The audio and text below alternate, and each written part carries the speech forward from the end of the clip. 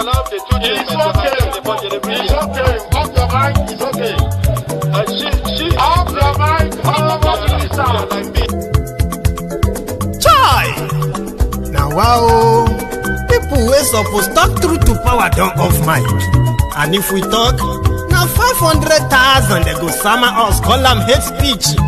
But fear not, Maiyegun don't come. He go torchlight every corner, nooks and cranny of all these bad people where they spoil our country.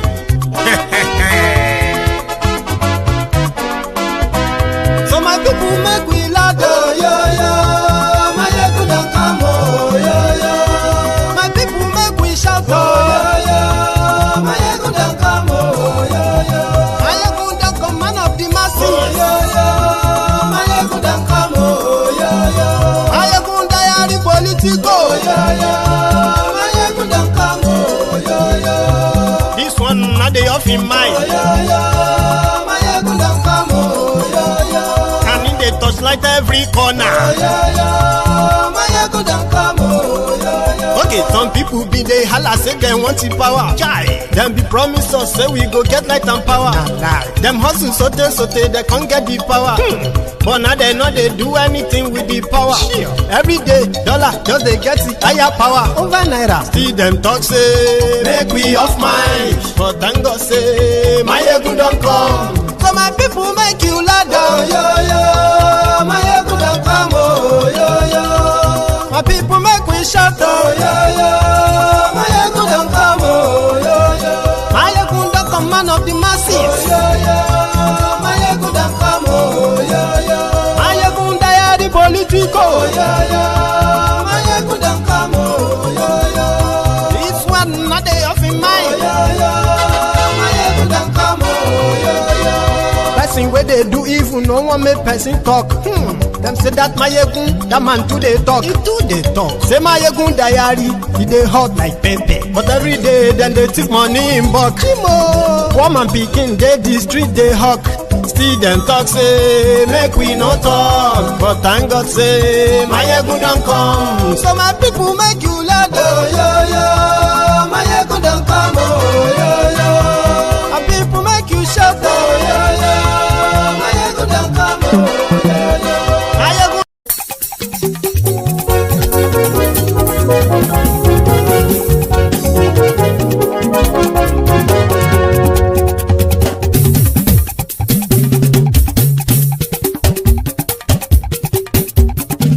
Maiyegun làwa mọ̀ làmọ̀ tó dòdòdò. Maiyegun diary Maiyegun number one. Maiyegun làwa mọ̀ làmọ̀ tó dòdòdò. Maiyegun diary Maiyegun number one. Maiyegun ti dé o ọ̀rẹ́ ara ìlú. Maiyegun diary Maiyegun number one.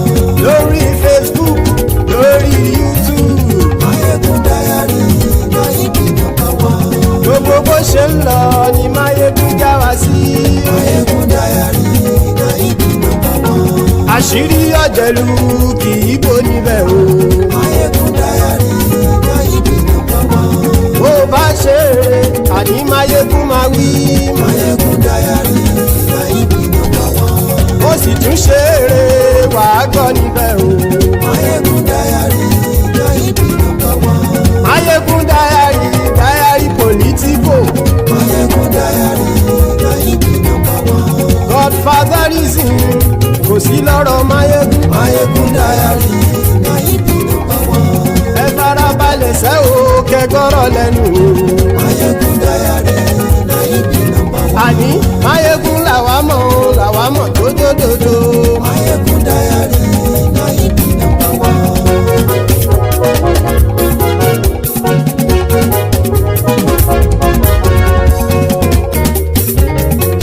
Àní ẹ̀sùn rákì. Maiyegun ti dé. Maiyegun ti dé. Ọ̀jẹ̀lú ẹ̀sùn rákì. Maiyegun ti dé. Àní ẹ̀sùn rákì. Maiyegun ti dé. Lórí Facebook. Maiyegun ti dé. Àní ẹ̀sùn rákì. Maiyegun ti dé. Lórí YouTube. Maiyegun ti dé. Àní ẹ̀sùn rákì. Maiyegun ti dé. Bọ́ bàbá gbé wúrẹ́. Maiyegun máa wí. àní ẹ̀sùnra jù. Maiyegun ti dé. Ijó ìgbádìyẹ, Maiyegun máa bí. àní ẹ̀sùnra jù. Maiyegun ti dé. Prẹ̀sìdó bá rúfin o, Maiyegun máa bí. àní ẹ̀sùnra jù. Maiyegun ti dé. Hello there, brethren. So good morning to you, good afternoon to you, and a good evening to you from wherever you are joining us. It is Maiyegun live. Thank you very much for joining me from wherever you are, indeed, joining us from. I just spilled my drink there. Anyway. Oh, sorry about that. That's not a good way to start, is it? Anyway, so as you are joining us, please remember, after reading the caption of the broadcast, which is possibly what got you your notification, read the description as well, okay? Then like it, share it, invite your friends, invite your not so friendly friends, and tell them that Maiyegun today, Maiyegun is live. And as usual, I've had all the supposed topic listed out, so we're going to be taking them one after the other. I couldn't come up with something as a writer as usual, so I just conjured them together as you have them. So yeah, Amaechi was hosted to a space on X this morning, and he actually said a lot. Not that he said anything different, but somehow he kind of like made some allegations, some of them that have actually gotten people talking. He's also made some, declarations. For instance, he's condemned Tinubu's Coastal Road project as wasteful when they have another commercially viable road, east-west road in Nigeria and all that. So I have the recorded conversation. I will share some of that with you. However, we have a bit of the highlight of that to first listen to. Okay. So he also took a bit of a jibe, a subtle jibe at Peter Obi and the Obidients. So according to Amaechi, he said that the most important thing for any politician aspiring within their coalition is to find a way of winning over the party's delegates so that you can win the party's tickets. Not about going everywhere, meeting this or doing all of that is enough.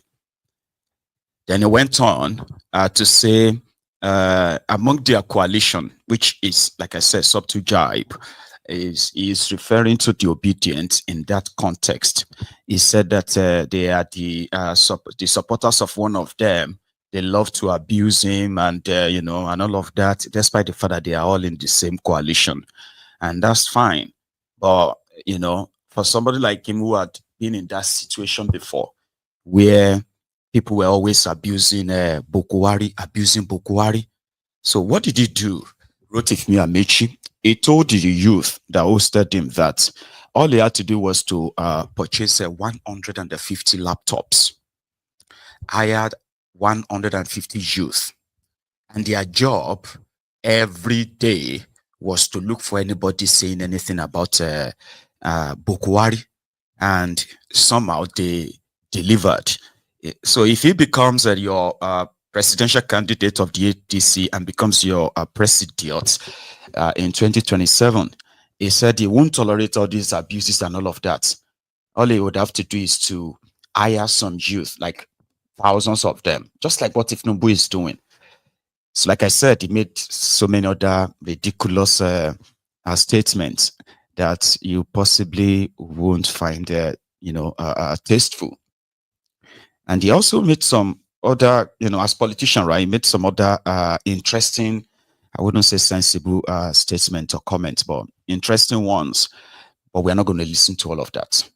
So this evening, brethren, we shall start with Amaechi's diatribe. I call it the diarrhea of the mouth. Okay.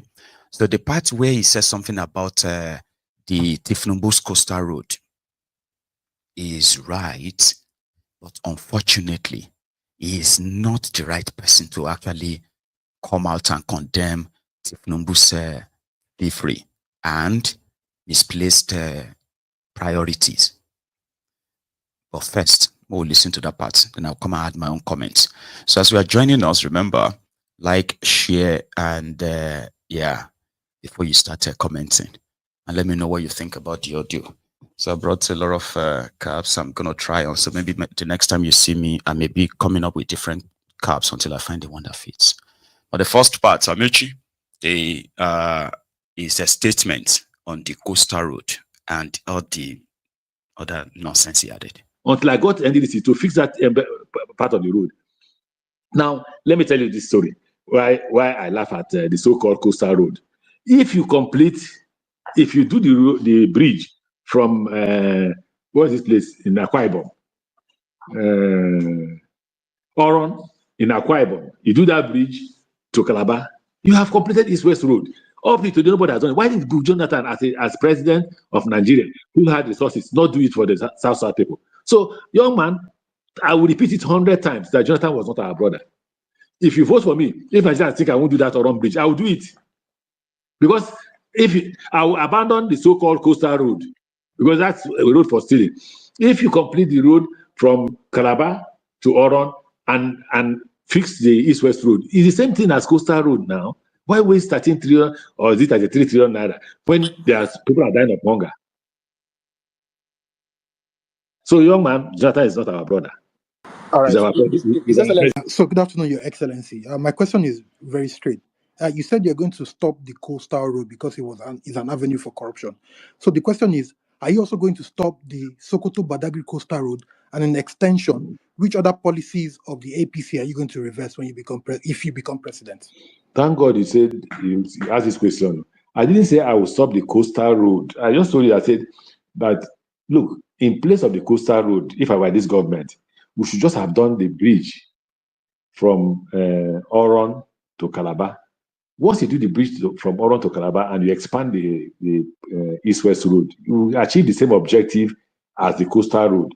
And I'm saying that the money you are spending building the coastal road will have been saved, because what we need in the South is a motorable road, and the East-West Road should be made motorable. Currently, it's not motorable. Everybody knows that. Currently, there is no link between Akwa Ibom and Cross River. People from Cross River are suffering. They can't even they can't go to any part of Nigeria. They are locked in, and some of them are still talking about APC. What APC nonsense is that? Now, I will not stop any of those roads if they are viable. I'm not talking about reversing. On this interview, we're not talking about reversing any project. So it was good you asked that question. I'm not going to reverse projects, but I will prioritize. What is prioritization? The priority for me is, how do Nigerians feed? So how many people, and how do I get people from Cross River to come out to Akwa Ibom? Because the moment people from Cross River can come out to Akwa Ibom, and Akwa Ibom people can go to Port Harcourt, and Port Harcourt people can go to what is it called? Bayelsa, and Bayelsa people can go to Delta, and Delta people can go to Edo. You have done East-West Road. So I'm not saying we are going to stop the coastal road. I'm just saying that priority is of importance to me. So while we may, at the end of the day, fund those roads, if we have the money to fund it, we will first focus on how do I put money in the pockets of Nigerians? How do I make Nigerians happy? That's what I said. Question. I have a completely different question. Please do. Okay, no problem. Easy. Nigerian Central Bank currently uses a mix of high interest rates and currency management to control inflation, but this has also restricted credit and slowed growth. If you are president, would you back the CBN's current tightening stance on, or push for looser policy? And specifically, what inflation target, exchange rate regime, and money supply growth rate would you aim for in your first 2 years? It's a very specific question with specific numbers. Thank you.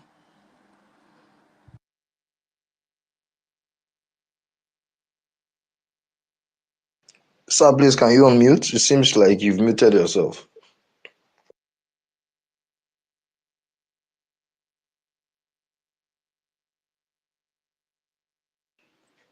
Is that Excellency, sir? Can you hear us, sir? Can you hear me now? Yes, sir. I say it's a good question. Unfortunately, I'm not an expert in finance, so I will keep the experts in finance to advise me on this. Right, May I answer that question? Can I maybe ask a much simpler question in a different way, not directly finance. In your opinion, do you think the CBN is doing the right thing when it comes to monetary policy? In your opinion, If they were, the exchange rate won't be as high as it is now. Okay. Thank you Yes. very much, sir.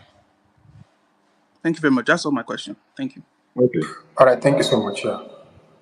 So, Esther, please. You should- Until I got NDDC to fix that part of the road. Now, let me tell you this story. Why I laugh at the so-called coastal road. If you do the So that was Amaechi on Seko. So that was Amaechi there, giving his own opinion about coastal road and why east-west road would have achieved the same goal and cheaper as well, especially for them in the Niger Delta. He's not wrong, though. Do you understand? But the east-west road, as the name kind of like, connotes, right, is to say from the eastern part of Nigeria, not just the eastern alone, far deeper eastern part of Nigeria to the Niger Delta, to the creek. So there's this road that connects from Bayelsa to Akwa Ibom, Cross River, down to even rivers, and then straight to the east and down to the west, That would have been, but they've been awarding the road contract as far back as 2011 to only one man. And his name is Ike Ekweremadu. So Ike Ekweremadu, who is now in prison for what many of you know, known for another, right? But now let's bring in Bokwari when they came in. I think it was said that Bokwari terminated that, and re-awarded it to somebody else. The same looting. You get money were being paid and short the jobs were being done and completed all those years. Rotifmi Amaechi, who became a super minister. Look at this cap. It can make me look like an old man. Very old. It's too big. Rotifmi Amaechi, who has been in government since 1999. He was a speaker, he was governor, and then he became a minister. Let's assume that he didn't see all of that those times. So he became a federal minister. He did well when it comes to building the train terminals that he built in Lagos, in Ogun State, and I think in Abuja. So those are his legacy projects. Rotifmi Amaechi spent 8 years as Bokwari's minister. And for those 8 years, his most prioritized project was to take Nigeria to the European Bank for a 3.5 billion euros loan to construct about 800 be 1,000 kilometer railway from Kano to Maradi in Niger Republic. Do you know something? That project is currently ongoing. Even Bukwari is dead. Amaechi is no longer minister. The loan they took is still part of the loan Nigeria is repaying, and the project is ongoing right now to complete. For those 8 years, I don't think anybody can help point out an exact major thing done in the Niger Delta part of Nigeria. Don't get me wrong. I mean, when I say major, I'm talking about like the same road and all that, right? But they're always like that. You know, they're always like that. So the conversation was actually like an extended one, and that's the cut out part. Now let me try and, sorry, one sec. Let me try and add a bit of the chart to that part, and then I will leave you the link to those of you who uses X. One second though. Let me link it up with this so that it can be on the screen on the side of the screen. So we'll just listen to a bit of those other stuff he said before we go to the next thing. One sec. So the young man that hosted him, I think is Odunayo, right? And Rotifmi Amaechi has been in. I am very. Please let me know if the audio is fine, because it's going to be about audio, it's not video. Okay. Now let me put it next to me. It should be tiny. All right. Please let me know if the audio is fine. Very sure that I'm also going to be skipping it a bit as well. If the audio is not fine, I'll just share the link and we'll go to the next thing, okay? Those of us that are here, we have graciously accepted your apology. 2012, when you were governor, Director General of Buhari's presidential campaign in 2015, where he led the campaign successfully to victory and showcased his strategic political influence.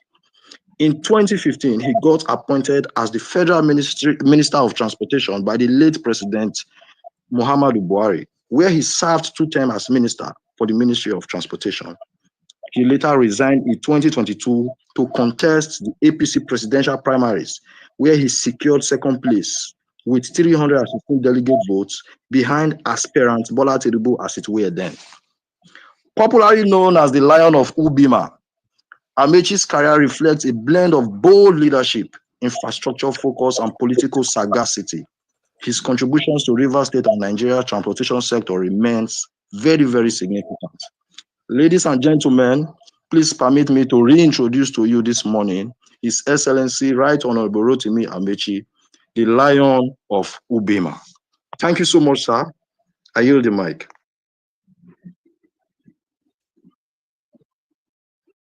You yield the mic to me? Yes, sir. Okay, so I will start with Odunayo. Odunayo, I don't go late for anything. You can ask anybody who knows me. I keep to time. All right, thank you so much, My Excellency. I don't ask anybody who knows me. You see, unfortunately, no, please. Unfortunately, yesterday I mentioned to both Bolaji and History that I have a routine of exercise. I walk for 4 days. Every 4 days, I must do a walk. And I walk 24 kilometers, which takes me 4 hours for 4 days in a week. And that I will do that tomorrow, today, which is Saturday, the last day of the week. And therefore, they should consider that. So if they didn't pass that information to you, please don't hold me responsible for that decision. However, that does not mean that I'm not apologizing for keeping you. All right, I am apologizing for keeping all of you who have left the things you are doing because they are very critical and important to you. It's important that I apologize to you. The only thing I wanted to correct is I don't want to keep anybody with the idea that I am among those who go late to their functions or responsibilities. I take if you give me, like you said, if you tell me, you can ask the former Minister for Finance. If we agree for 10 o'clock, I'm in her office 10 minutes to 10. And as usual, most people don't come early to their offices. But anyway, most important thing was that I keep to time.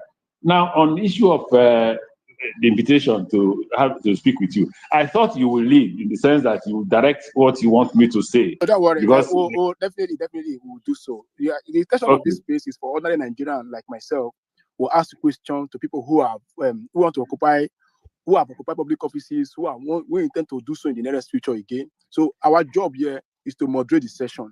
So you make you speaker. What am I going to do in the assembly? I may not likely not be the speaker. So I will withdraw for you to go and run. And I ran. Typical of Nigeria, the rich men who felt I shouldn't have run to win fought me. At the end of the day, they rigged the election. I went to court. That's when we had courts. And the court said, you are right. You not only won the election, the candidate who ran against you was not even qualified to run. So immediately I won at the tribunal. It was clear I was going to be the speaker. And the House unanimously elected me as the speaker. And I was the first speaker for a very long time in Rivers State that led the House for 8 years without being impeached. In Rivers State, every 1 year, they will pass the baton to somebody else to take over. But me, there was no attempt to remove me, much more remove me from office. So when you say, okay, you were governor at 42, but I was speaker at 34, I knew what to do. I knew how to fight for my right. I knew how to mobilize Nigeria and the Rivers people to go and fight for their right. But the current person now, I mean, the youth as we have today, I know they will attack me, especially Gen Z. We will tell you they will shoot at us. Why did not shooting at us? When I was a student, didn't they keep people in Uniport? Did they keep people? I was in Nance. What you heard there was National Union of First State, but I was also in Nance. I went to contest for the office of the the president of Nance. And when the convention held in Kano, in the night, the Marxist movement of Nigeria that usually produces the president of Nigeria. So the audio is still fine, yeah? Sorry about that. Okay, just want to make sure that you can still hear the audio perfect. I've been working to fix my camera as well. Okay. So that was Amaechi. While it was introduced, it was the former speaker, was this and that. The conversation was like a very long one. I think it was like for about 2-3 hours. Okay. So skipping it means we can be jumping into the questions, its answers, and all that, right? Money in the pockets of Nigerians. If Nigerians are able to buy food. Edo State and the former. So listen to this part, all right? So let me know if the audio is still perfect as well. Governorship aspirant under the Labour Party in the last Edo State election. I'm a solar renewable expert. I'm based here in Germany and have my company there in Nigeria. I'm also an employer of labor, sir. I want to say I'm very happy of having you here this morning. Speak to Nigerians in your usual way. Those who are not in that.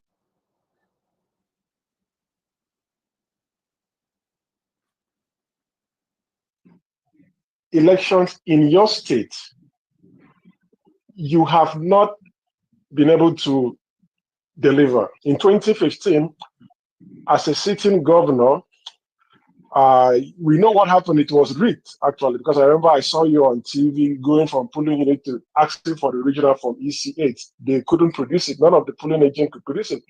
But the fact is that you went to the court, the Supreme Court, and your candidate, Dr. Kachikwu Insists did lose at that election. In 2019, your party didn't even have a candidate because of, the issue of the factions and all that. And then in 2023, even though your party won, but we all know that it was your political opponent, right, which is the former governor, was the one who helped. Sorry, I'm talking about the governorship. It was PPP that won. But then if you go to the presidential as well, your party lost in 2015, lost in 2019, and in 2023, even though APC won, it was your political opponent that helped to do that. So your influence in 3 elections in Rivers State, both at the governorship level and at the presidential election level, has not been felt. So my question is, you are running for president. Of course, numbers count in election. Apart from your CV that is very impressive, it's numbers that win election. Okay.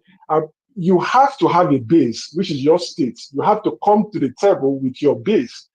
And I want to know, you are in the ADC now. What are you going to do differently to make sure the 4th election that you will be participating in? Because I believe that you will also be interested in winning your state for ADC.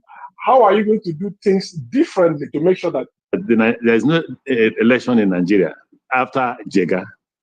The worst the worst, what they call him? Hearing that. Is this National Commissioner for, what's it called? The INEC chairman. The worst is the current chairman of INEC, Mahmoud. He's the worst. Now, let's go to the elections. The one that put Wike in power, you can ask any reverse man.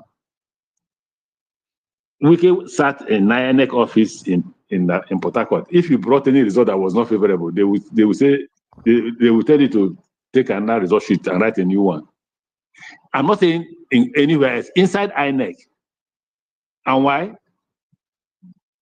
The president said to people that I caused his defeat, and therefore he would not allow me to win Rivers State.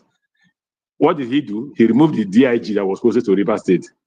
He removed the INEC electoral commissioner that was closest to Rivers State, and brought his own persons.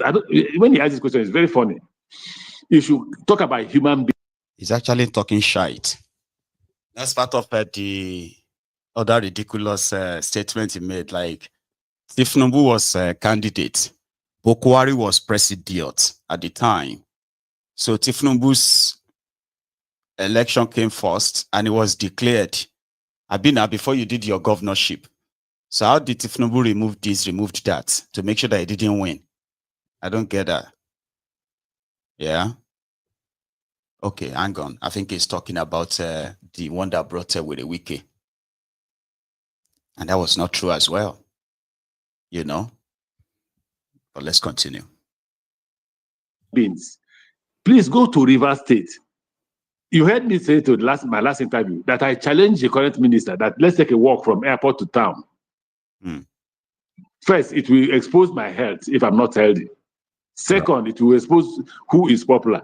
And when I came to unveil ADC in Port Harcourt, didn't you watch it? Didn't you hear what I said? I said for the first time that I'm coming back to Port Harcourt without spending money. The only money I spent was the money to pay my flight ticket to Port Harcourt. The money for people to transport themselves to the airport, to hire buses. I'm hearing that the young men and women contributed money to hire buses. Now, keep that apart. Is the fact that for the first time in my political history, I have made a political comment I shouldn't have made, and I usually don't make. I said, if I don't see people who are willing to die for this cause, I will not come out. Because what do they use in Port Harcourt? They write results. If you go to court, you have a different outcome because of the funds that are deployed. Okay, look at the case that stopped us from running the election. That's the case they quote now every day. They quote it everywhere in the political destiny of Nigeria. The first time we went to court and they stopped us, Supreme Court stopped us. First, it started with Justice Motosho who stopped us. And then when we came back after the election to go back to reconstitute the executive, the same people went back to court. The Supreme Court said, oh, no, we have no, what is it called? That the court should not be involved in the internal affairs of any political party. But that's the same case that you used to disqualify us from running an election. Are you not worried about the situation?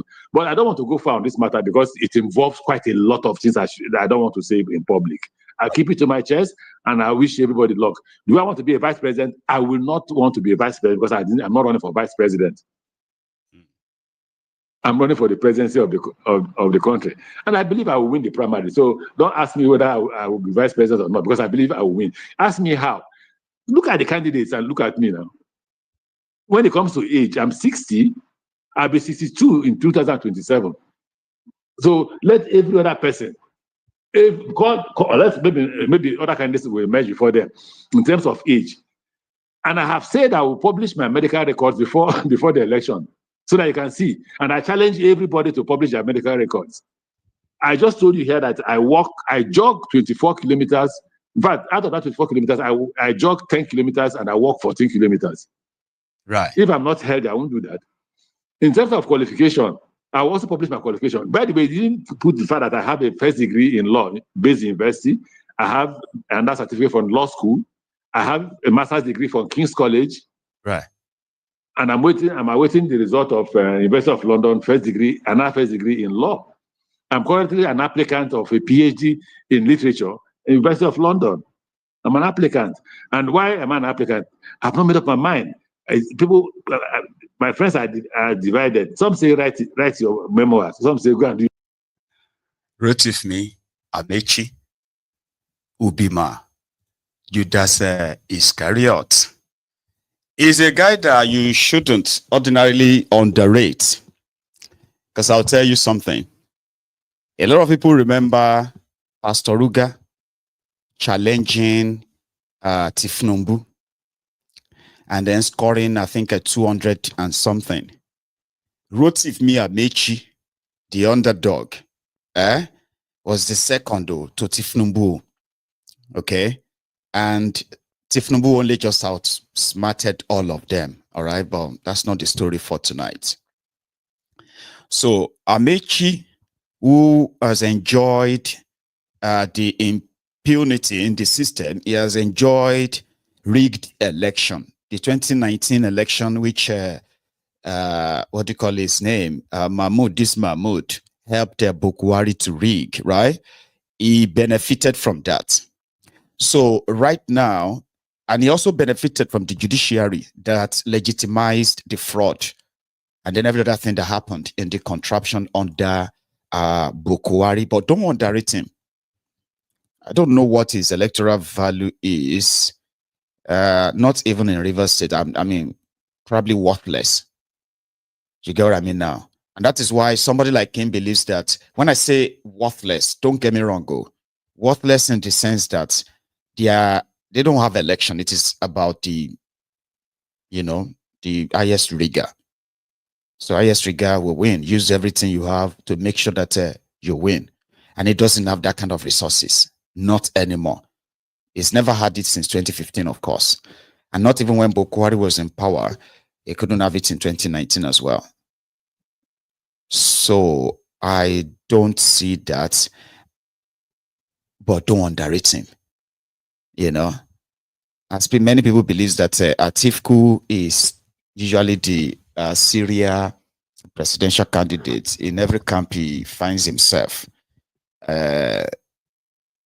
And then maybe Amaechi would go and be his deputy and stuffs like that. I'll kind of like touch maybe another few minutes. Then we go into the drama in their ADC, the main coalition ADC, and then go to other things. So, and then I'll share the link in the comment. Use it. All right. So let's skip it to another part. Oh, Buhari became president. I'm not sure he even mentioned my name. But again, I don't. It's unimportant. What's important that Buhari was president, and by God's grace, he was president. I confronted Garuba, and he said its own part was in his book, the book that he wrote, because Garuba had in an interview claimed that did not mention how he was appointed as the special advisor on information or press or something. He was not even on the list. I had to go to London to say, I hired this man from Atiku. People will feel the impact. That's the point I'm making. In the 2023 elections, especially in Rivers State, where thousands of people were crying on the streets and even on social media saying that their votes have been shortchanged or they have been shortchanged. What is the ADC going to do in terms of defending the votes and defending the trust that the Nigerian people will place on them to, give them their votes? Thank you, sir. Okay, so I've said this is not a thing I want to discuss online. I will not discuss what our strategy is. But are we going to fight a battle to make sure that we are not cheated? Yes, that will happen. We cannot. If we are not going to fight, I won't run. I don't have money to waste. The reason why I'm running is because I've looked at that. I've looked at what the solutions are, and I can't say it here. When the time comes, you see, the problem is first let's get a candidate. We've gotten a platform. The next thing is let's get a candidate. The candidate will determine how he will fight his election. That's one. What's the second question you asked? There was a first question before this. I think he has left already. Because we're trying to make sure that everybody come in as much as possible, sir. So yeah, Abiodun, are you there? Abiodun. Oh, well, yeah, I remember. Whether there's a agreement that there will be consensus in this, we have not reached there. We have not discussed that. Maybe let me not preempt the chairman. Maybe the chairman will call us for a conversation. If he does, I'll let you know. Thanks. Yeah, thank you so much, sir. Abiodun, you there, sir? Abi. Yes, I'm here. Thank you. Thank you very much. Thank you, Mr. Amaechi. I just have quick questions for you. Before the fuel subsidy was removed, we were made to believe that Nigeria funded fuel subsidy by the following means: federal budget allocation, borrowing, NNPC support. You just said, and please correct me if I misheard you, that Nigerians are not feeling the positive impact of the removal of fuel subsidy. And on and on. You're right. Oyewubi. So for anybody who might want to listen to the other part of the convo, right? Of course, you can check the commenter for the link. Now let's take a look at their ADC. Last night, I mean, while if you have been kind of following it, right, or following them, while it is being prepared like a foregone issue, like a concluded issue, meaning their ADC will be the platform where they're going to build their coalition, and Tinubu and his gang won't be able to actually really penetrate or break them. But that seems to be, every day attracting even more drama. So the first time was that the former presidential candidate, Kachikwu, who claimed that they bought, like what they did to ADC, the Atifco and others, what they did to APC was like a forceful takeover. When you forcefully take over a business or a company. But the person who is the founder of the party, right, who is also their chairman, who handed over the party to this this coalition guys, insisted that Kachikwu had no constitutional role in their party to even determine what happens. It's just a candidate, not a member of their executive and all that. So he was acting based on the national, project to save Nigeria. That is a Nwosu's stand. That every blackmail and what have you won't work. And he also publicly said he was offered ministerial positions by Tinubu to make sure that it derails their coalition train. Now, the Kachikwu has come back to, he has brought back some group of men who claim to be ADC state chairmen. And according to them, they said they were not carried along when that decision was made. And that automatically makes them non-party to that. And they pulled out. But it was really dramatic, like funny. Maybe not funny. In front of Sheun last night. Watch this.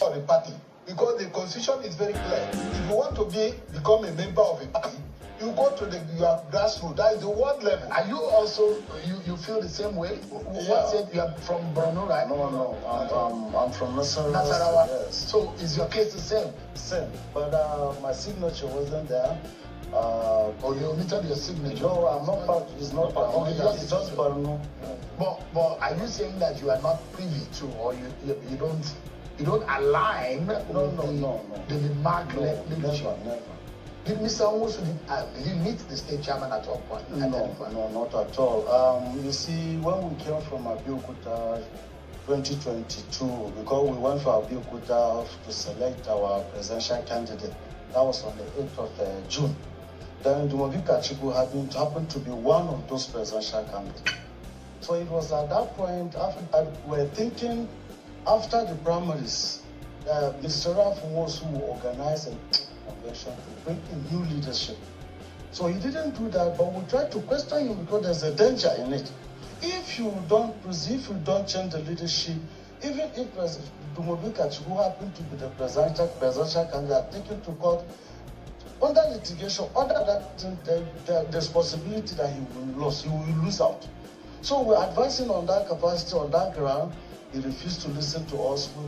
After we returned, we had our meeting in the party secretariat where he chased the chairman all away. Yeah, because that is the beginning. So he chased all of you? All of us, because he brought in some people. 19 of us. He suspended us there and then.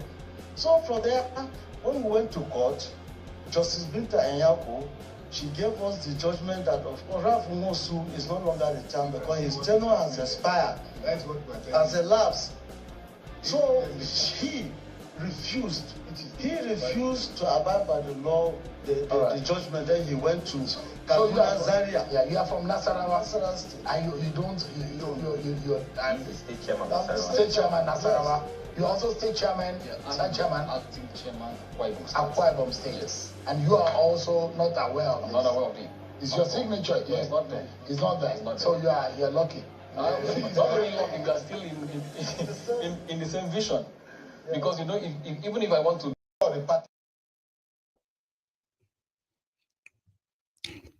according to them, their signatures were sorry, one sec. Their signatures were forged. Among the signatures of the state chairman that signed the agreement to cede the party's control to David Mark, the Tifkus, and the others. You know, so Dumebe Kachikwu, aired another kind of like a press release in his office where he categorically listed out that indeed is forgery. I'm kind of showing you all these side dramas so that when they later fizzled out or they later become a bigger threat, you'll get to have a very good memory, the track of how that built up. Dumebe in his office, I believe. I campaigned for meritocracy, insisting that we should leave religion, tribe, and tongue from our politics. Those who were more schooled in the art of politics laughed at me because based on their experience, only amateurs talk about meritocracy in a nation whose constitution recognizes and promotes the division of the tribe and tongue. As I address you today on unfolding events within and without my party, the ADC, I am forced to acknowledge that indeed religion, tribe, and tongue are and will continue to be the key ingredients in our nation's politics until we do away with the hierarchies who have a chokehold on our country. A few weeks ago, I had won that a group of mostly old former political office holders were executing a carefully orchestrated agenda to take over the ADC to prosecute Atiku Abubakar presidential ambition come 2027. I also wonder that PDP and other presidential hopefuls in this coalition of hierarchies were being duped as Atiku's men had been carefully positioned to take over the ADC party structure across the country. Today, I have been proven right as former Governor Obi and his people now realize that this coalition is indeed a one-man power grab. For Vice President Atiku Abubakar, a man who claims affinity and friendship with the South, does not believe any Southerner deserves to be president of Nigeria. Former Presidents Obasanjo and Jonathan are alive to attest to this uncomfortable truth. In their desperation to hijack the ADC, they deliberately perpetrated fraud, of which I now present evidence to you today. I have here before you terms of settlement entered as judgment in the Court of Appeal of Nigeria, holding at Port Harcourt, with appeal number CA-PH 225-2023 between the ADC, Chief Rafunosu, Engineer Ede Lawrence as appellants, and some of the ADC state chairmen as respondents. What is the fraud, you may ask? To use the ADC, they needed to free it of all legal encumbrances, such as those challenging Rafunosu's fraudulent claim to the chairmanship of the party.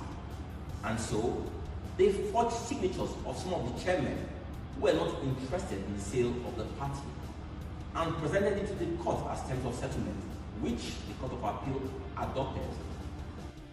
I campaigned for meritocracy, insisting that we should. So that was a Dumebe. So Dumebe's fight is that whatever deal Nwosu had with Atiku is not honest, and therefore should be null and void. However, others are saying they may be like others too, right? Seems to be considering himself as someone who has built a sort of like a base, right? That after running for the position of a president, and it didn't really win, right? So he believes that over time, the party shouldn't discard him, just throw him away. Like, we're supposed to build together and keep going and keep going. And you know what? It could be us. It could be our turn. Like, people could turn to us, and based on that principle. But a lot of people seems to be disagreeing with him.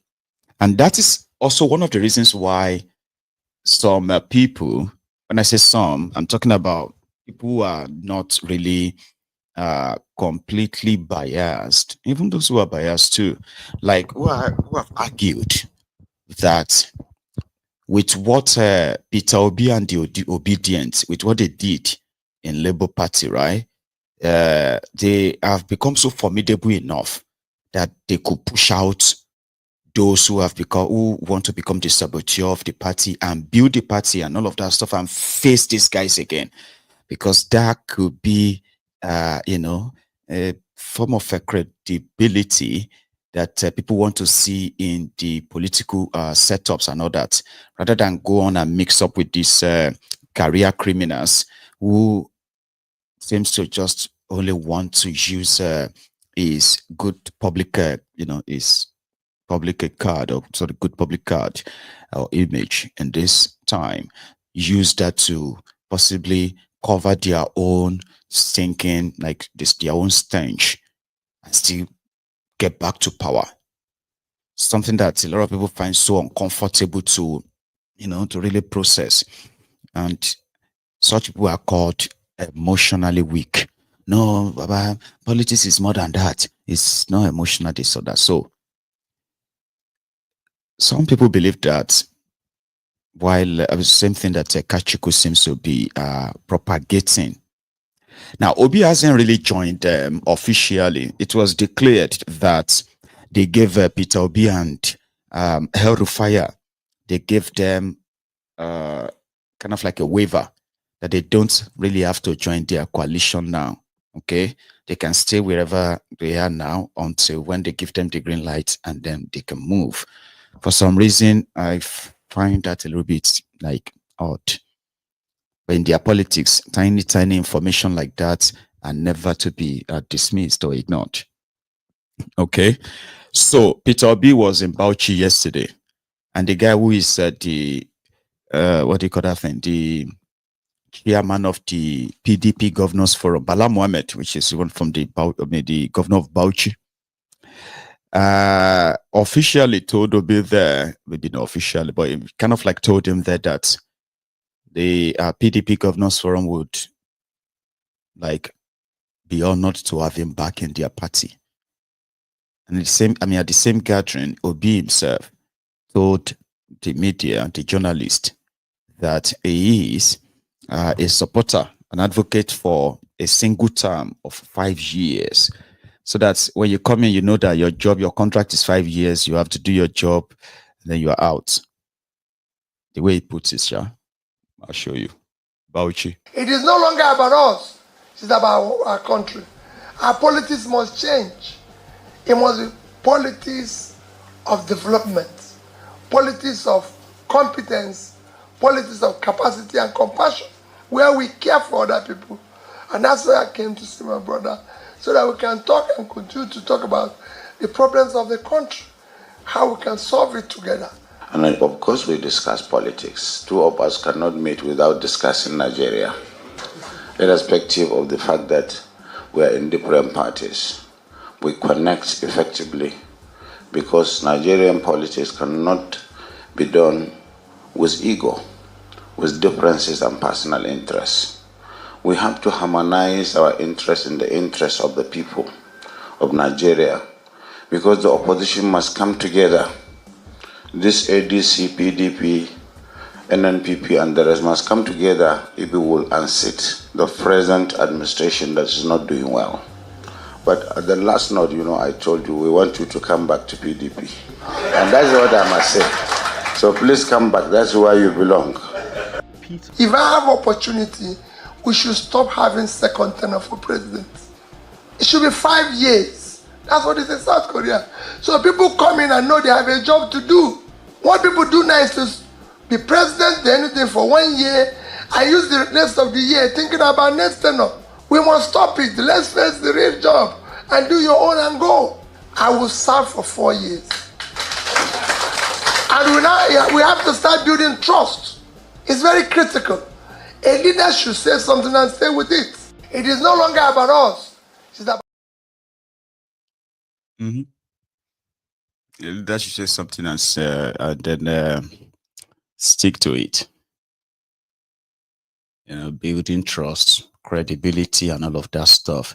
In a society like Nigeria, it's like you are just speaking in tongue. I can imagine many of you who actually watch that and you know, because about nobody trusts anybody. Nobody even want to trust anybody. Trust about what do you mean? Like that's a very huge word.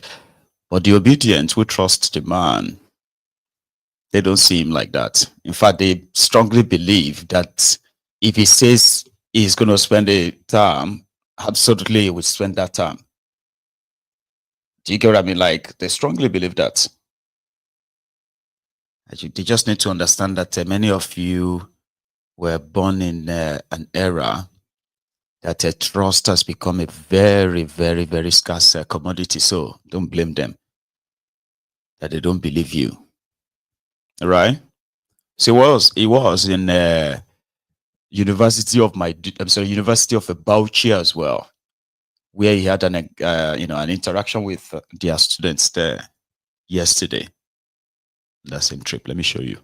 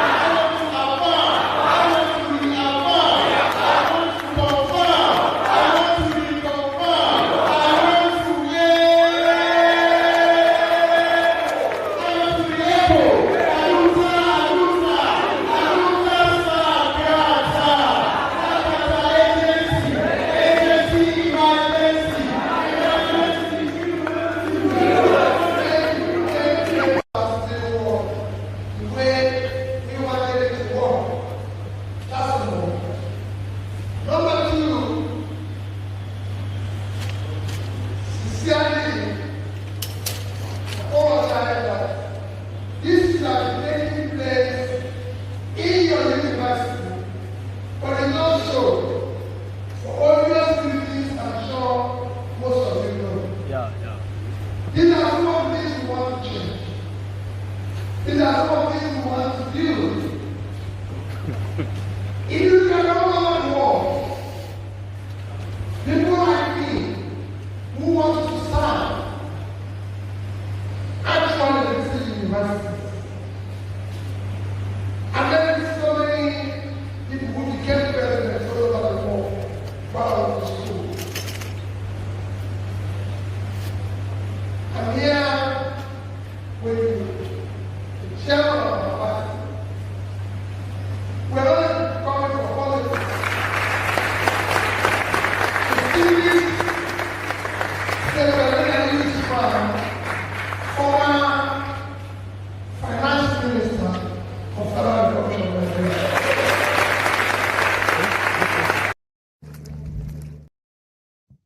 So that was him in Bauchi yesterday. And those of you who are, those of you who are the older generation, because everybody is getting old now. Those of you who are older generations, right? If you think those who subscribed to the Obedient movement in 2023, if you think they were naive, deluded, and other things you might have called them, I don't know if some of you are actually ready for the Gen Alphas who are now kind of like becoming the next generation of the obedient, swelling their rank in millions. You know something? They are interested in politics. Right? So if you think those ones you dealt with in 2023, right, they were deluded, they were confused, they are now, so they know the truth, and Obi cannot blah blah blah. Ladies and gentlemen, I hereby introduce you to the next generation of Gen Alpha of the Obedient movement. They are actually looking forward to your 2027 in their millions too. Hey, guys, I get just my friends make on me.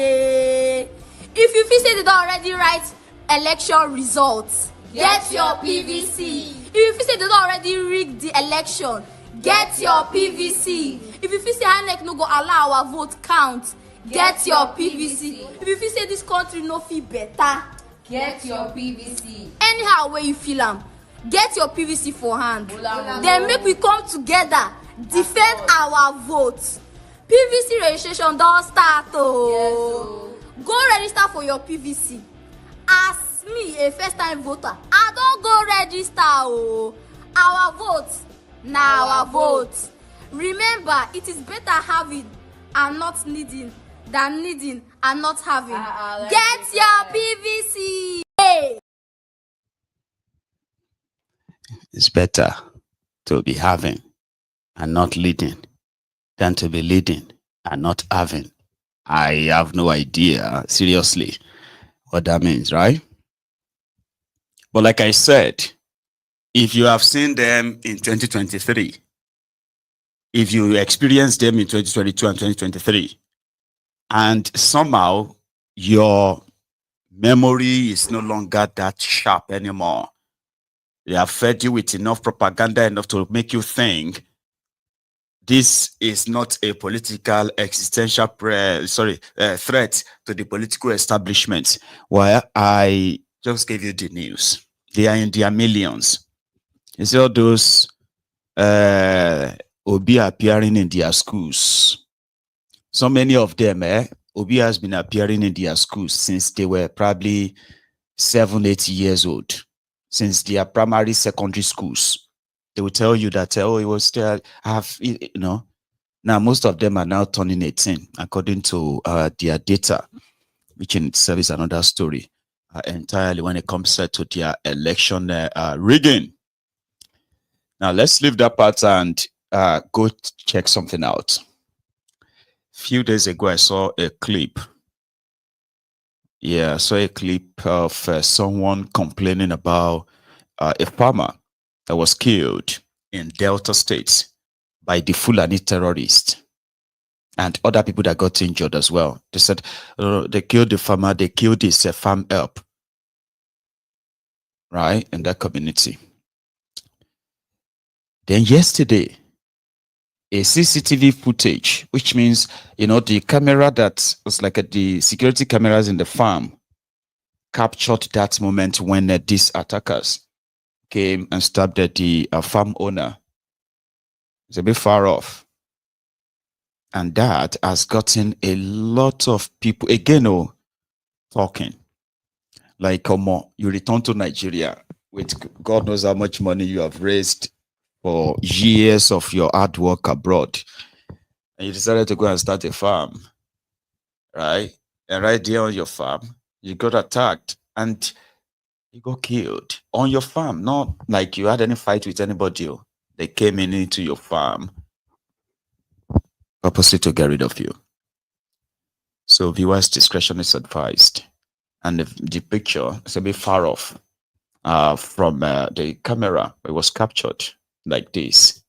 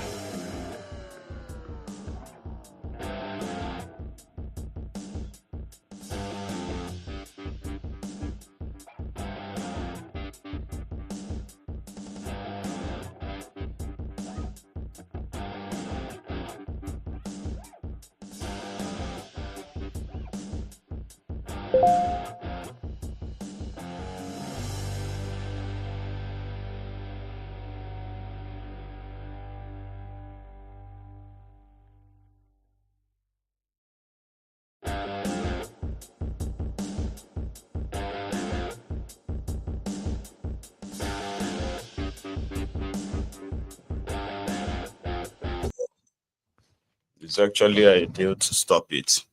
I think the message is passed. There's no point in watching everything.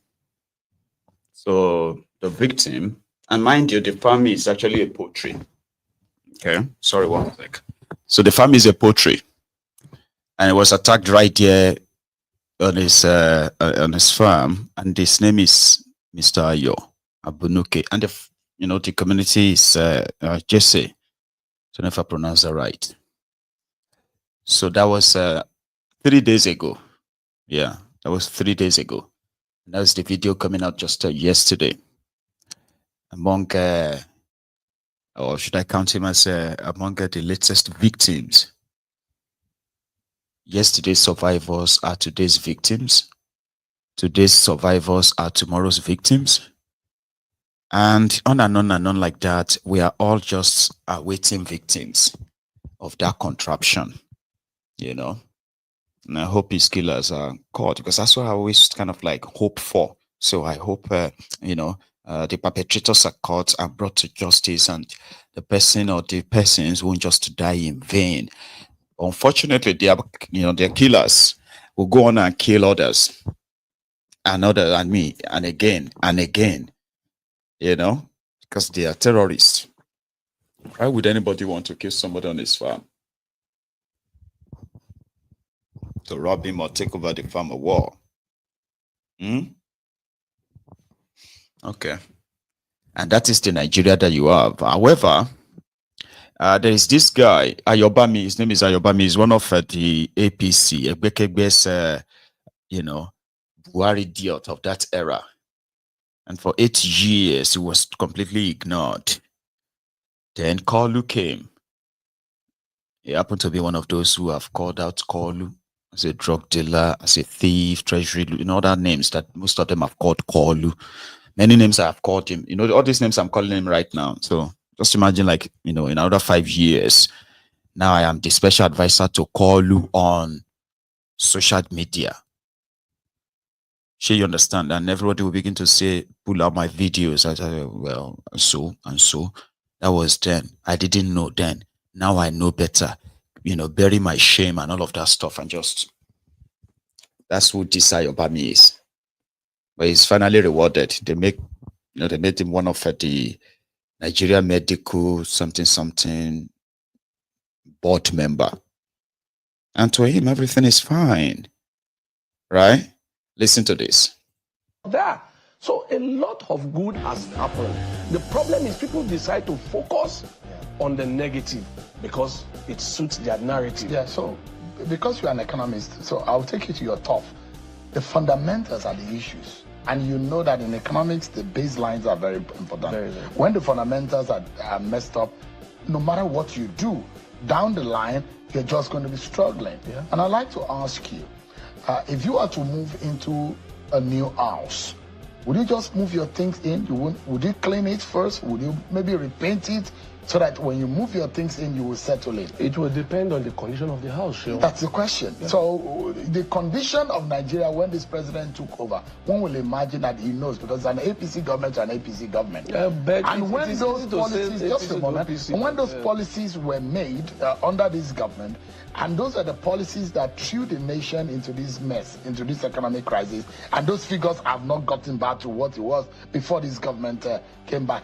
Fantastic policies that we have seen in several areas. No denying, this country is for all of us. If this government makes a good decision, we will say it. If there are bad decisions that are being made, we will say it. But the question here, the fundamental, the baselines are faulty. No, they are not. Oh, but they are problematic. You just said something yourself. But they are problematic. No, you just said something yourself. You said good policies. However, they came with shocks. It's the shock that became what we all started making noise about. The president threw the nation into a shock. The president did not throw the nation. Because he made the policy. I just explained something to you. There was no choice. Okay, let me tell you. There were no ways to plan and Shaun, can you hold on? Can you hold on? When we came in, when this government came in, now I'm in government. Unlike the last time I said I wasn't in government. You were outside. When we came in, the honest truth was this. We were borrowing to pay for subsidy. We were having crisis during the election. You remember just shortly before the election, there was such huge crisis. Fuel subsidy, fuel queues were everywhere. People couldn't buy fuel. There was even cash crisis that people had to be buying their own naira. You were there. We all lived through this situation. So when he came in, the sincere and the honest truth was there was nothing else to do except we go and borrow again to pay more subsidy. And to the glory of God now, you have seen what is going on. Even it will get to a point where they will start doing buy one, get one free in terms of fuel now. Before the prices went up 1,000 plus when the policy came on. But as we speak today, at least in Abuja, in so many places you can see 890. Let me now. So it tells you that the policy is bearing fruit gradually. The question here if you don't do it one day, you will still keep postponing the evil days. Well, the president asked for the job, so no, we're not complaining. We're only explaining what happened.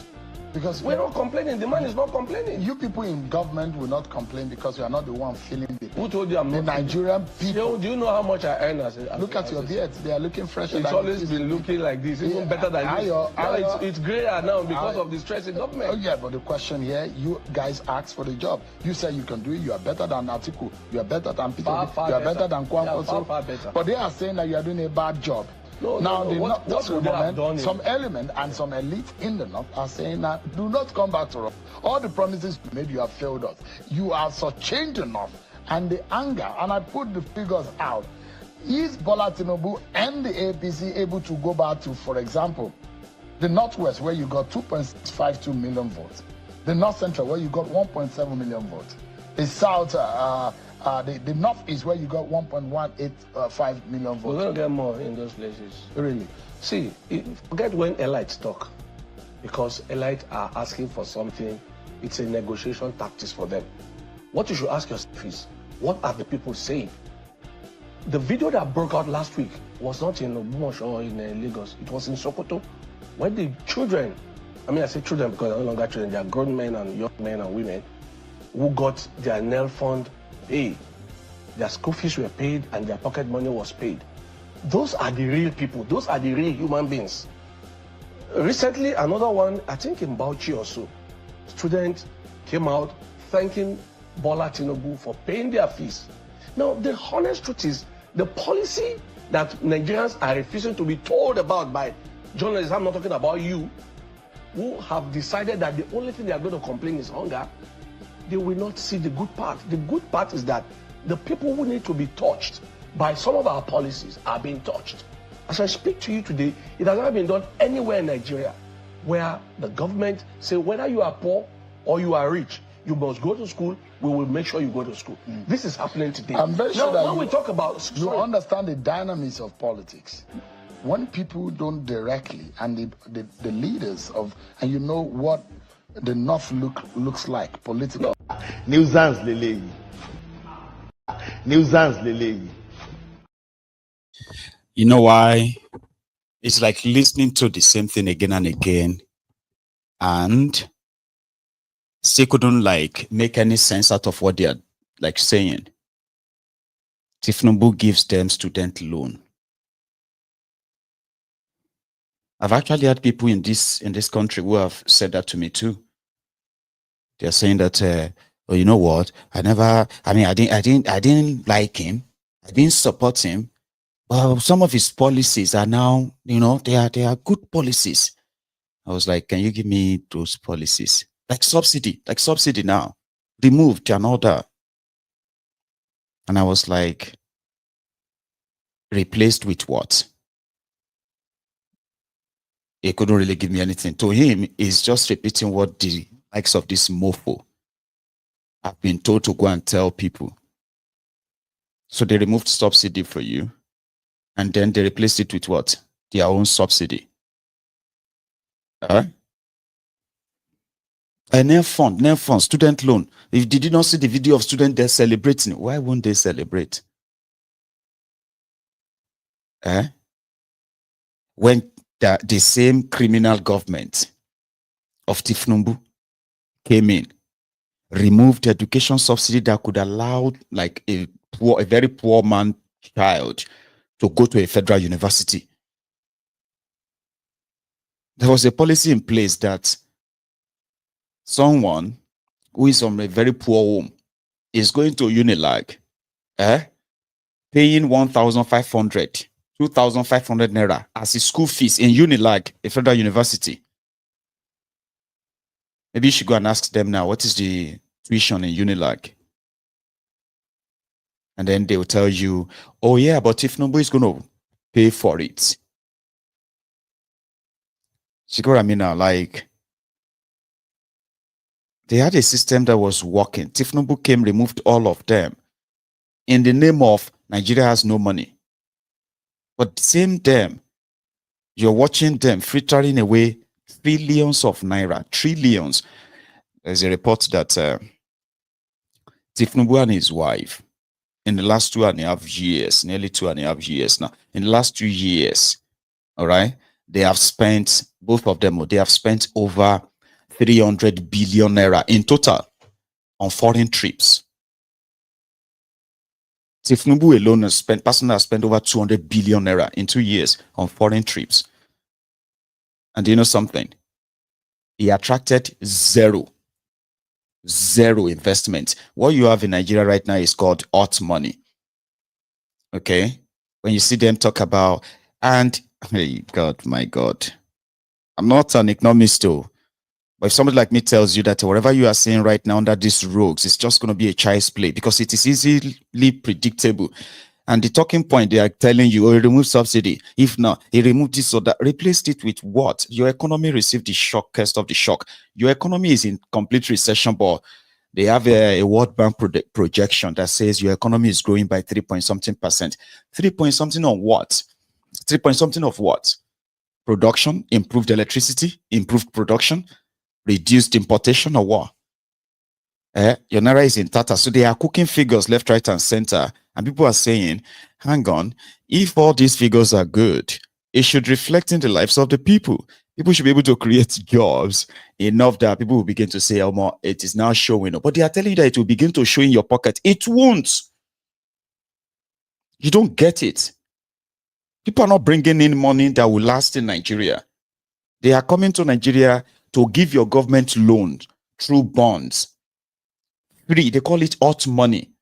Your banks are declaring profit, trillions of naira profit, and they are not making the profit from manufacturing sector. Where are they making it from?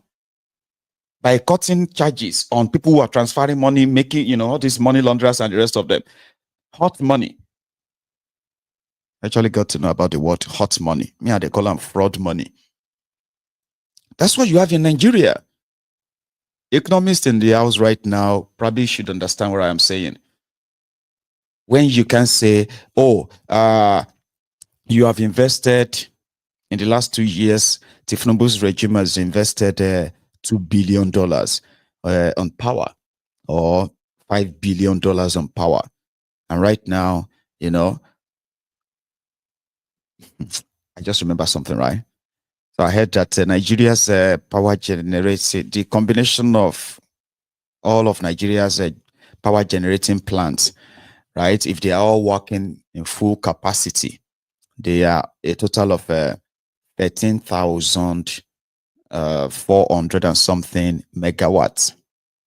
13,400 megawatts if they are working in full capacity. Today, Nigeria's electricity generating plants all over the country, they are generating 4,500 megawatts right now. Country of 200 million people. And out of that 4,800 megawatts being generated, they are struggling to evacuate, distribute successfully 4,000 megawatts. They are struggling. It's not that they regularly generate that too. But if they come and tell you that we've invested 5 billion, we took a loan, but these guys took $3.3 billion loan to defend Nigeria naira. These rogues, they use the crude oil in Niger Delta as collateral. $3.3 billion loan to defend Nigeria naira, so that it won't keep going, like it will become 5,000 naira to $1. And then they were telling their people that the reason why Nigeria naira is floating is because they stopped defending it. They will tell you they are defending it now. Then the next day we say, no, we are not defending it, it's floating. They're deliberate. Now, imagine if they invested $5 billion in 2 years. Then everybody can say, by the time they finish the project, they will successfully, not only that they will generate more than 20,000 megawatts, they will successfully evacuate 15,000 and load it inside the national grid, which will boost manufacturing sector. And at the same time, Tinubu has given the Bank of Industry 150 billion. That's all they know. The policy of but at the end of the day, Shengbang will not be effective on your manufacturing sector. Then your banking sector, they are declaring profit, trillions and trillions of naira. Kiniko made 1.4 trillion this year. From what? If your economy, if your banks are not declaring profit based on the repaid loans by your manufacturing sector, do you get what I mean now? Meaning your banks are those who are funding your manufacturing sector. Each manufacturing sector, for instance, so let's say your banks gave out 5 trillion naira or 10 trillion naira loans to your manufacturing sector. And from that 10 trillion naira loan, a year, they made a profit of 2 trillion, 1 trillion. So, it is relatable. It simply means that you have an existing economy, meaning there is a 10 trillion naira in that economy that is there running the engine of the country, manufacturing, creating jobs, services and the rest of that. That is how country works. For Nigerian banks, they will ask you to go and bring, what do you call it, the virginity certificate of your great grandma. And it must be stamped, it must be well stamped with an 1801 stamp. Conditions before they will give you 1 million naira loan. And yet they will, every year, they will tell you, oh yeah, we have a profit of 1.2 trillion. Hot money. Everybody look around, you see tall buildings and all of that. You kind of like, what are they doing inside here? You know? So if you're running a country that people who lives in that country can't really actually like feel it, and you're telling that they will feel it later, it's going to be later. Now, fraud though, people that you should be calling the Bajue, the APC, Ebekebe. Yeah? Here is a young man in a booming economy. He actually did a calculation of how much he spent going to school. 10 million naira. And it's been 10 years or so now that he's been looking for a job. He's been jobless afterward. Today, I make a 1 year. When me, I graduate from Bangkok University. 1 year, like 1 year.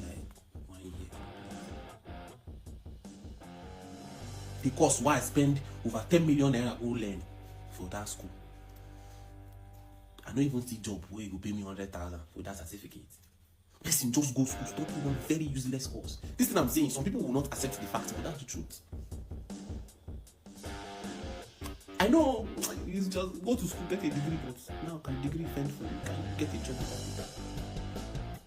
The only people who get future for this country are people who study maybe accounting, banking and finance, people who do medical field, nursing, med lab, medicine and surgery, people who study law, people who study tech courses. You see all these people who study public administration, political science, international law and diplomacy, English, history. Somebody go school, go study food and nutrition. Jesus Christ. You go open shop, you go they sell cake and chin chin. They sell como. I don't think. I never even see job opening before. I never see job opening where we say the person say I need a graduate of political science or public administration. I never see them before. I never see job opening where we say the person writes I need a graduate of history. I never see them before, my G. Person go school each semester like this 1.7 million, second semester 1.2 million, like close to 2.7 per section. You pay on 4 good years. Some of us do summer, graduate, certificate there. I don't even know where my certificate there. Like the people I say they with my mama, I be there Anambra. I don't even know. Come out. Thank God for person who advised me for church. Say, go and look for a course and take another degree, 1 year degree. If not, my life was spoiled. If I don't hear, I be a robber. I did, but you don't even get what I won't tell you. If you see me for EFCC page, just view, pass, comment and like, just because wait see. See 1 year now, see where I live by yes, sir. Deserve. Okay. I just tell you now so that when time if I commit crime, you know who can't judge me. Say this say I'm now, say I dey wait for God's time. Nothing's up now. Power. That reminds me of a friend. You know, back then in when I was still in Niger, and you know, we're having a chat around how like we're young. I mean, life gone by me. Go Nigeria will kind of make you grow faster. We're younger, so we had no reason to be so worried about life, right? That this my pal became so kind of like tensed. Not tense per se, but maybe deep. You know, that one that you'd be like, this guy don't they go deep. Oh. And what happened? We're having a chat about life generally, like, you know, and we couldn't be more than maybe 20 or so. I mean, maybe. And this, my guy, just from nowhere, said,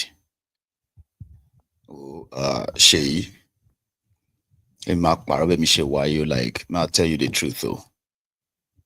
If I turn 25 and I'm still poor, I'm gonna go and do money ritual. Like to us, it was like, I'll calm down, okay, from where to where? Okay.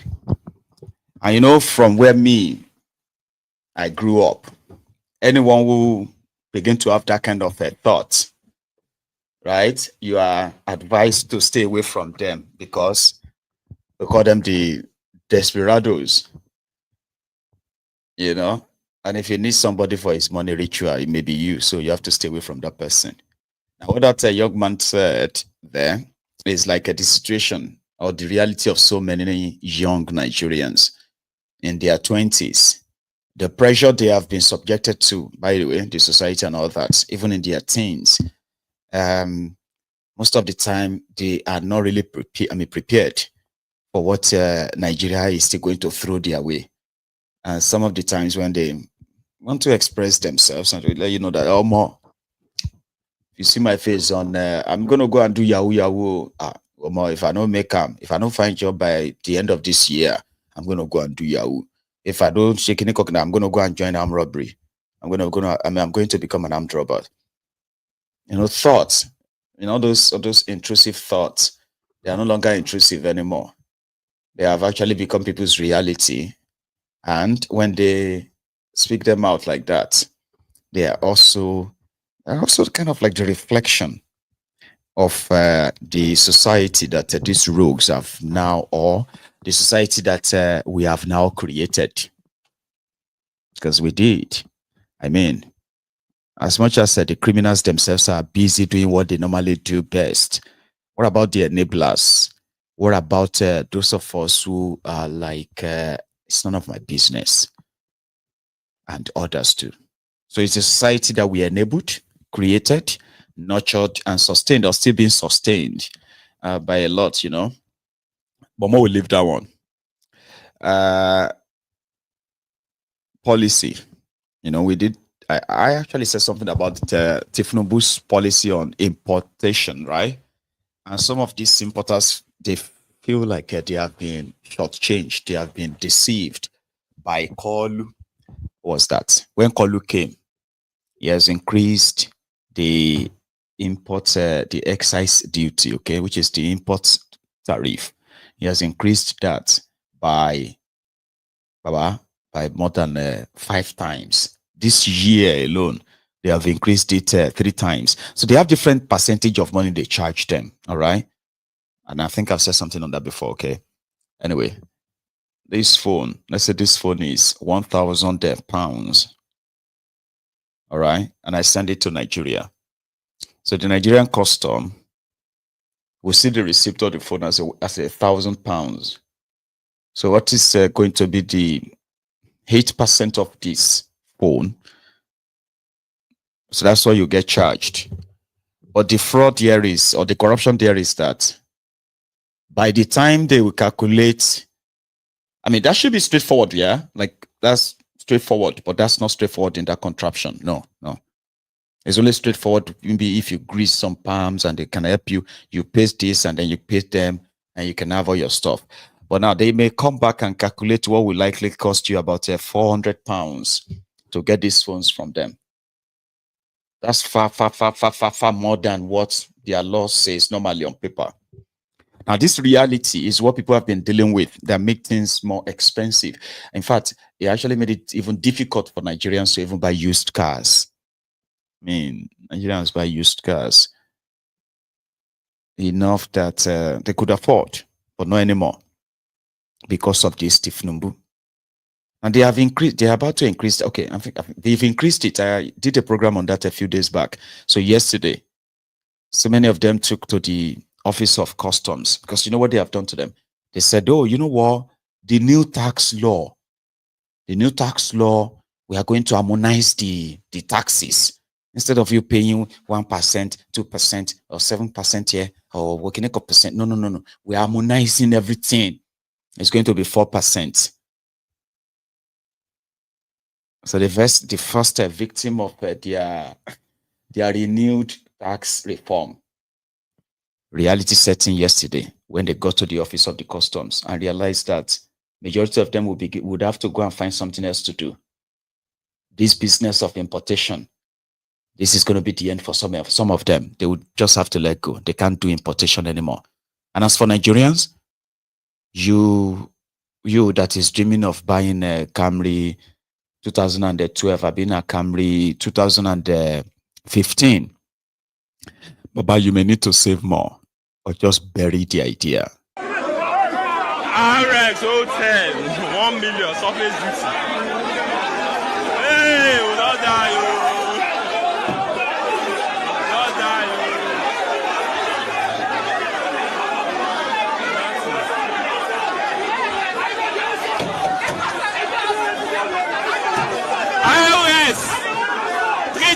Total 10, 1 million surface duty, total million 3.8.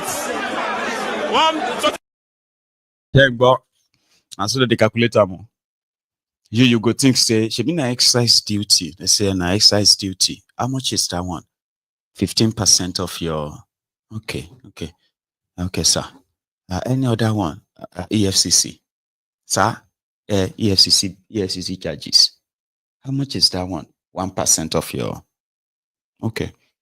NDLEA. Why are we paying NDLEA?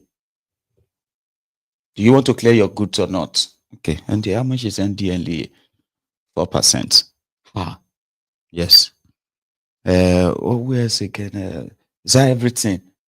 No. NSCDC. NSCDC, but we need what? Yes. They're here doing inspection. We need to add their own. By the time they are done with you, right? Is that everything? No. Service charges. Service charges. How much is that one? And if you say service charges is that they are the owner of the surface, so that your container is going to come around there, you have to pay. That's what you are paying for bringing your stuff in there. So you have this. Imagine that before they even talk about how much you even pay for your excise duty, go. And they say you have to first go and pay this 4.8 million naira. Which 4.8 million naira? The car I am bringing, how much are we going to pay for that one? Where's the car? Go and pay 6 million. The car is just 3.5 million. I want to sell the car for 5 million. You're asking me to pay 6 million. Well, that's your own problem. That is what people are facing right now. All of them, will your papa or be your mama be importer, and they can't be APC. That way you go know say there's difference between file and fali. Do you understand? This is time you are going to understand that. And those of you who knows that Tinubu's time will favor you and your family. Yeah, you go pay DSS, you go pay vigilante, you go pay everybody. All of the charges are there. They will tell you that's what we do now. That's how we do it here now, man. Ask those who are importers. They will tell you. They are watching me now. That's what people tell me all the time. Maiyegun, how did you know all of this? Maiyegun, do you know that I'm an importer? I said, no, I didn't know that. I am an importer. That's what we are facing. I said, yeah. That's what I said as well. Yeah, I'm just saying that I don't know how you know that. I knew because I'm aware of what's going on. Do you get what I mean now? Everybody go collect. Just give it time. You get me now? When I say everybody go collect, I don't mean what this guy did to these women in his parish. They say he's a parish pastor, I've been a parish reverend. And he's against the women group hosting or holding their meeting in the parish. Here you get. Now so the parish pastor on the push all the parishioners say they must perish in his hands. Sad, eh?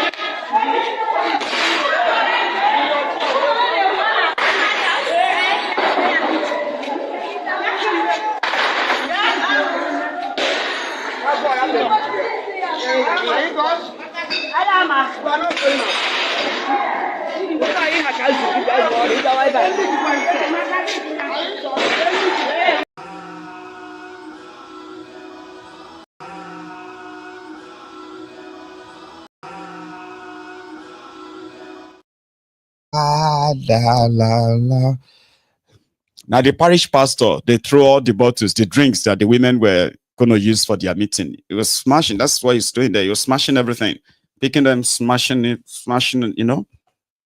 So imagine when your parish pastor calls, say you as a parishioner and call, say that day you go perish inside the parish. They say the devil don't enter church. That's the example of parish pastor pushing parishioners that they must perish inside the parish, and God they watch everybody. But we'll leave that one too. As you know, I kind of have this clip of Tokumbo Wahab. That is a Wahabi Wole Wole in Lagos, right? Remember that flooding that nearly wiped off the Ikorodu from the map a few days ago after that heavy rain in Lagos. So this time the old water seems to have you know, stretched off another. So Wahabi was there.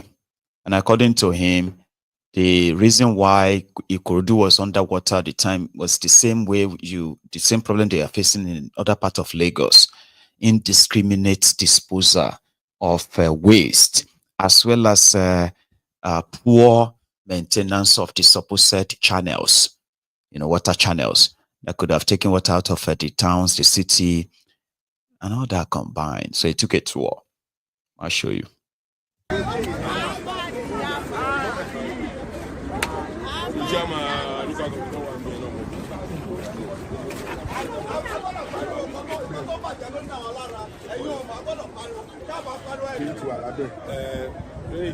it's not about your carry. I think Maria. Wọ́n ti parí ẹ̀ bí tó yẹ kó mi ẹ̀ máa gbà lọ́gọ́gọ́.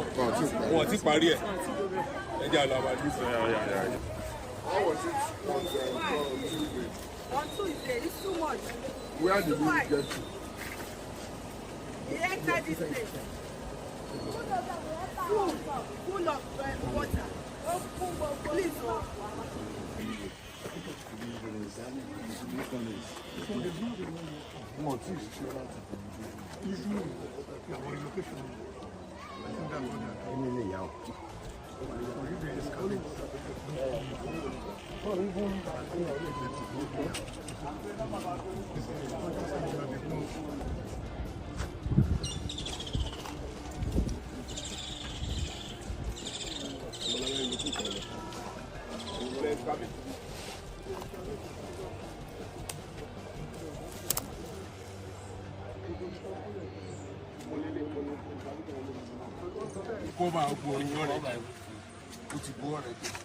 Molomi wa gba, molomi bi gba lọ. So ayi wa lókè lọ ni. No, àwọn kù ìsàlẹ̀ àti kó lè flow. Kòmí ẹ lè flow àwọn. Àwọn àdúgbò kò ti dúró àwọn. Ìbádé, I don't know, àwọn ti sàlẹ̀ náà ń claim pé omi yẹn máa wá disturb am. You are right, ibẹ̀ ló ń gbà tẹ́lẹ̀, this is the natural channel ló ń bá lọ tẹ́lẹ̀. Ẹ bọ̀ tẹ́ ẹ complain náà sọ ẹ̀ bá ti sọ fún wa. Àárọ̀ ìlànà tó ń tọ́ ju. Ẹ wá tún ti bọ́lẹ̀ àyè.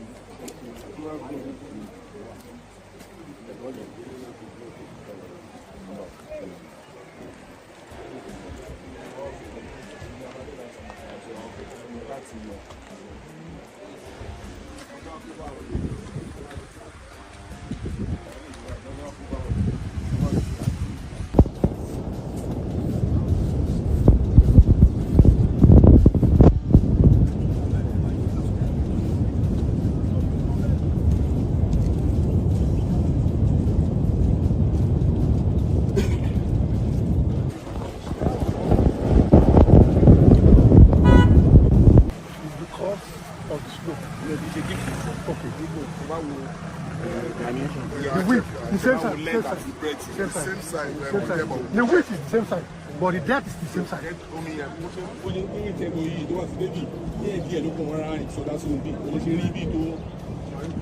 Kò tí ẹ lé débi overflow ló máa débi yìí.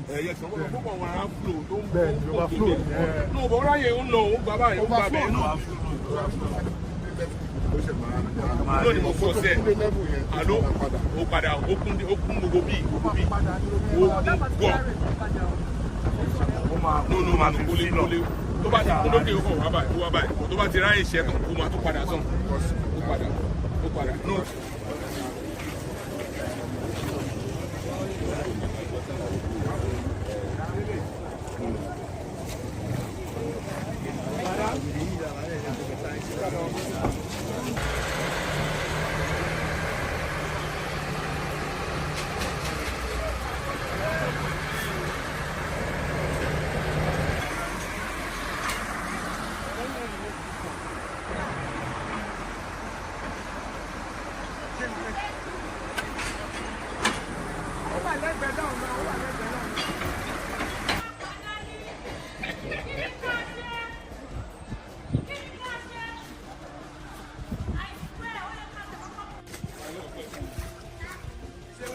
So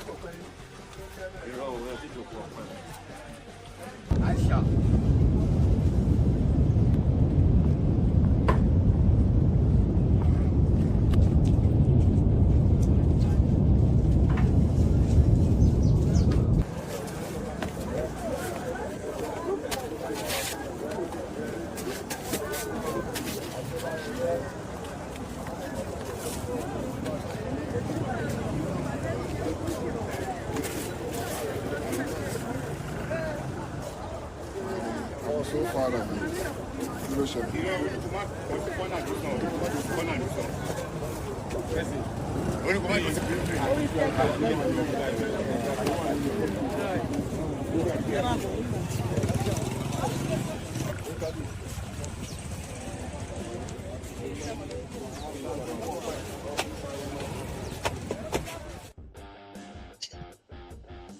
you do something.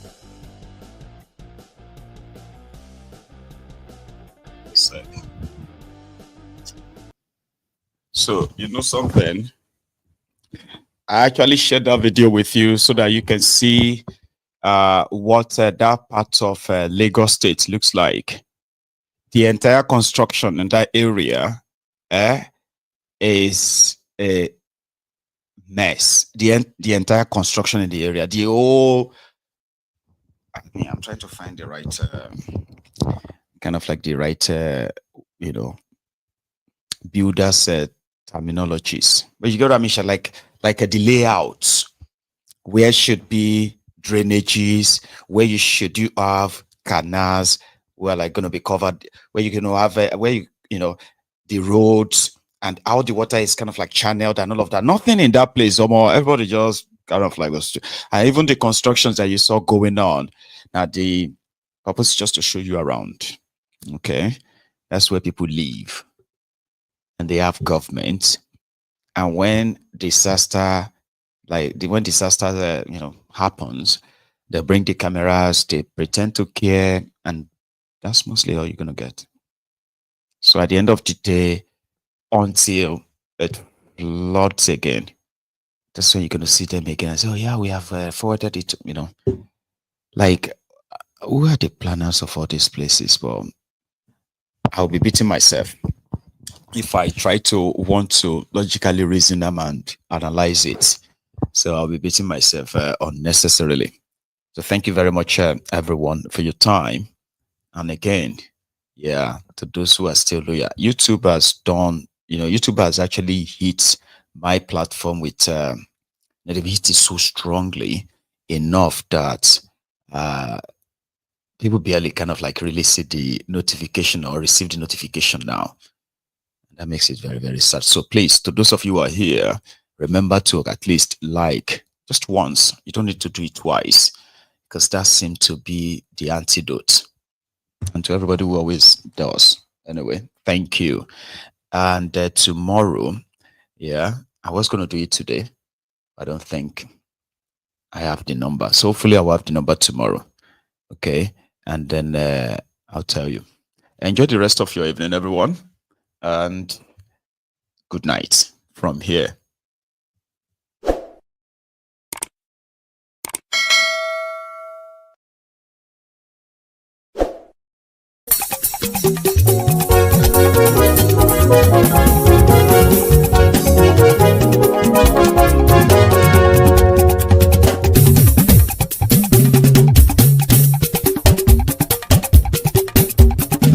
Maiyegun làwa mọ̀ làmọ̀ tó dòdòdò.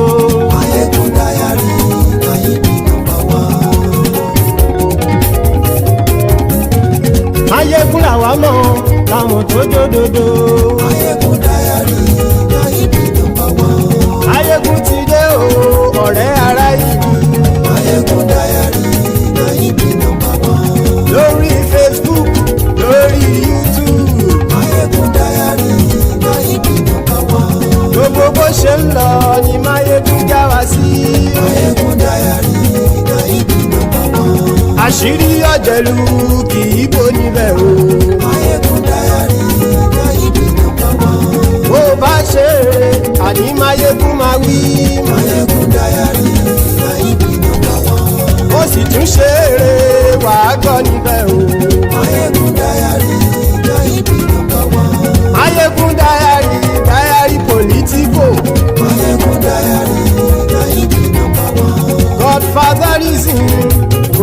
lọ́rọ̀ Maiyegun. Maiyegun Diarrhea na ibi number one. Ẹ farabalẹ̀ sẹ́ o kẹgọ́rọ̀ lẹ́nu o. Maiyegun Diarrhea na ibi number one. Àní Maiyegun làwa mọ̀ o làwa mọ̀ tó dódòdó. Maiyegun Diarrhea na ibi number one.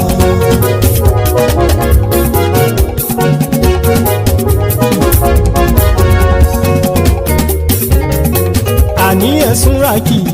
Maiyegun ti dé. Maiyegun ti dé. Ọ̀jẹ̀lú ẹ̀sùn ràkì. Maiyegun ti dé. Àní ẹ̀sùn ràkì. Maiyegun ti dé. Lórí Facebook. Maiyegun ti dé. Àní ẹ̀sùn ràkì. Maiyegun ti dé. Lórí YouTube. Maiyegun ti dé. Àní ẹ̀sùn ràkì. Maiyegun ti dé. Bọ́ bàbá gbé wúrẹ́. Maiyegun máa wí. Àní ẹ̀sùn ràkì. Maiyegun ti dé. Bíjó ìgbádìyẹ. Maiyegun máa wí. Àní ẹ̀sùn ràkì. Maiyegun ti dé.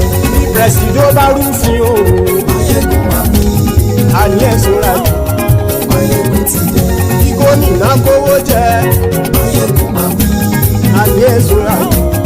Maiyegun ti dé. Ọlọ́pàá tí ń gba rìbá. Maiyegun máa wí. Àní ẹ̀sùn ràkì. Maiyegun ti dé. Aṣòfin tí ń rúfin o. Maiyegun máa wí. Àní ẹ̀sùn ràkì. Maiyegun ti dé. Òpùrọ́ olóṣèlú. Maiyegun máa wí. Àní ẹ̀sùn ràkì. Maiyegun ti dé. Ọ̀jẹ̀lú ẹ̀sùn ràkì. Maiyegun ti dé. Àní ẹ̀sùn ràkì. Maiyegun ti dé.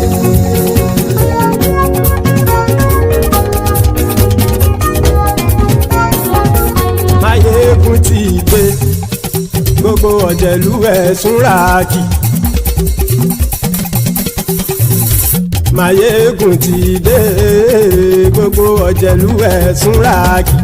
Ṣùgbọ́n ní bá ti ṣe èyí tó yẹ kí wọ́n ṣe, ọmọ bá dèrò ní fi wọ́n níran o. Maiyegun ti dé. Gbogbo ọ̀jẹ̀lú ẹ̀sùn ràkì. Maiyegun ti dé. Gbogbo ọ̀jẹ̀lú ẹ̀sùn ràkì. Ṣùgbọ́n ní bá ti ṣe èyí tó yẹ kí wọ́n ṣe, ọmọ bá dèrò ní fi wọ́n níran. Wọ́n fowó bẹ́ẹ̀ o. Maiyegun ó sọ pé wọ́n ò fẹ́ bẹ̀.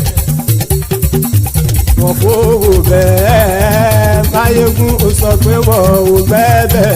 Oníkanṣá ti ṣe èyí tó yẹ kí wọ́n ṣe fáwọn ará ìlú tó gbé wọn débẹ̀ o. Àyè. Maiyegun ti dé.